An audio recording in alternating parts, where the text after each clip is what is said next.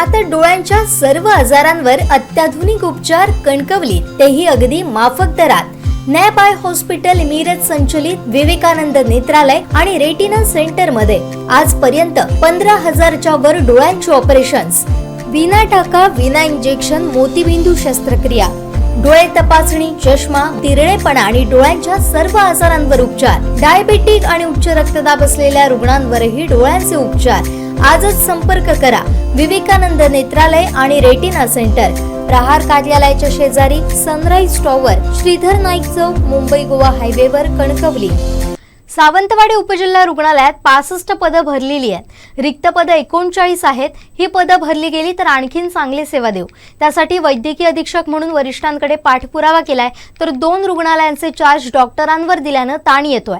आरोग्य विभागाचे कर्मचारी, डॉक्टर हे देखील माणूस आहेत, याचा विचार व्हावा अशी भावना सावंतवाडी उपजिल्हा रुग्णालयाचे वैद्यकीय अधीक्षक डॉक्टर ज्ञानेश्वर एवळे यांनी व्यक्त केली आहे. उपजिल्हा रुग्णालय सावंतवाडीच्या आरोग्याच्या दृष्टीने बोलायचं झालं तर जी 65 पदं भरलेली आहेत त्या पदावरती आम्ही एवढ्या मॅनपॉवर सुद्धा चांगली सेवा देण्याचा प्रयत्न करत आहे. परंतु ही रिक्त 39 पदं भरली तर अजून आपण उत्तम पद्धतीने आरोग्यसेवा देऊ शकतो.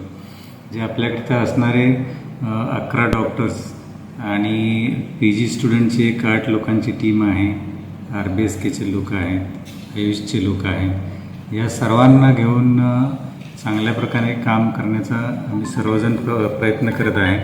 परंतु ह्या जी रिक्त पदं आहेत त्याच्याबद्दल आम्ही वरिष्ठांना याचा माहिती कळवलेली आहे, त्याचा पाठपुरावा हे घेत आहे आणि ज्या वेळेला ही रिक्त पदं भरली जातील त्यावेळेला आम्हाला अजून काम करणं सोयीचं होईल.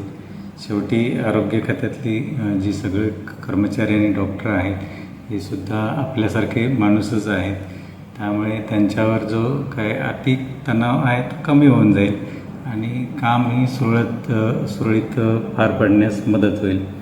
तसेच आपल्याकडे प्रसूतीच्या ज्या केसेस आहेत त्या नेहमीप्रमाणे म्हणजे जेवढे हॉस्पिटल असतील सावंतवाडी त्याच्यापेक्षा आपल्या उपजिल्हा रुग्णालय सावंतवाडीमध्ये जास्तीत जास्त डिलिव्हरी होतात.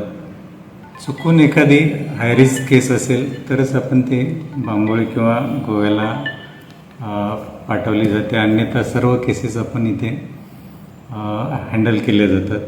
तसेच सोनोग्राफीसाठी आपण एक स्त्रीरोग तज्ज्ञांना कायमस्वरूपी ती जबाबदारी दिलेली आहे. त्याही आपल्या रेग्युलर मोफत सोनोग्राफी आपल्या रुग्णालयात होत राहतात. तसेच महत्त्वाचे सांगायचे म्हणजे की सध्या इथला उपजिल्हा रुग्णालयाचा चार्ज माझ्याकडे आहे आणि दोडामार ग्रामीण रुग्णालयाचा पण चार्ज माझ्याकडेच आहे.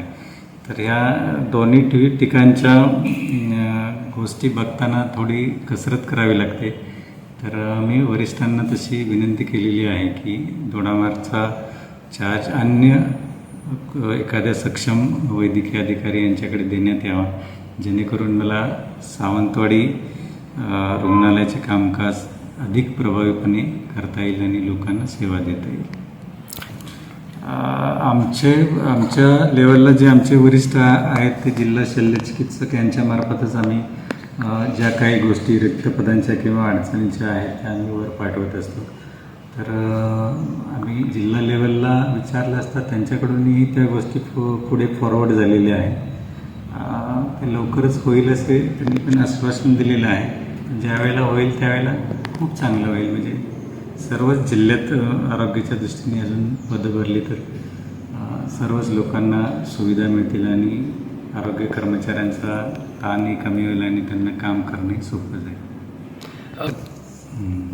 सांगण्याचा एवढाच उद्देश की 2 ठिकाणचे जे पदभार सांभाळताना रुग्ण जे मेन रुग्णांना सेवा देण्याचं काम आहे त्याच्याकडे थोडंसं नाही म्हटलं तरी दुर्लक्ष होऊन राहतं. तरी मी जनतेला आवाहन करतो की दोडामारचा जो चार्ज आहे ते अन्य वैद्यकीय अधिकाऱ्याकडे देऊन मला एक मार्गी उपजिल्हा रुग्णालय सावंतवाडी स्त्रीरोग तज्ज्ञ म्हणून आणि जो चार्ज वैद्यकीय अधीक्षकाचा दिला आहे तो मी प्रभावीपणे पार पाडत आहे.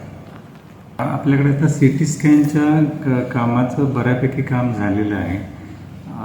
ते काम पूर्णत्वाला आल्यानंतर आपल्या पंचक्रोशीतल्या लोकांना या गोष्टीचा बराच फायदा होणार आहे की ज्या गोष्टीसाठी लोकांना पैसे मोजून बाहेर सिटी स्कॅन करून आणावं लागतं किंवा GMC सारख्या दूरच्या ठिकाणी जावं लागतं. तर सिटी स्कॅनचं एक जर झालं तर आपल्या लोकांच्यासाठी फार मोठी गोष्ट आहे ती. आणि दुसरं जे वर्क इन प्रोग्रेस आहे ते जे ICU नवीन 13 बेडचं आपल्या फर्स्ट फ्लोअरला तयार करतात त्याचंही काम चालू आहे. ते झाल्यानंतरही जे ऑपरेटिव्ह झालेले जे ऑपरेशन झालेल्या ज्या शस्त्रक्रिया झालेल्या रुग्णांना आपल्याला त्या वातानुकूलित जागेमध्ये ठेवता येईल आणि त्याचाही रुग्णांना लाभ मिळेल.